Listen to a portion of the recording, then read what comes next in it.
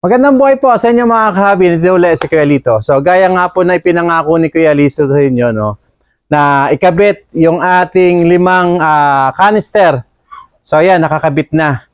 Dito kasi kaya hindi ko masagot yung maraming nagme-message sa atin kung magkano. Kasi yung tanong nila sa atin, magkano yan Kuya Lito, magkano. So sabi ko, testingin muna natin. Maganda yung tested na. Then kapag tested at nakita kung wala tayong problema, yung lahat ng gustong gumaya, lahat ng gustong mag-DIY ay pwede nyong gayahin kasi at least successful yung ating testing. So, napakahirap nyo ipagaya ko sa inyo nung ako mismo ay may mali. Kaya dito sa ginawa natin na to, hahayaan natin to ng 1 week. Kasi in 1 week time, makikita natin kung ano yung magiging problema natin o ano yung mga consequences ng ginawa natin. Anyway, binutas natin lahat. Meron dito, ayan. Para pag madumi, dito lang tayo magde-drain.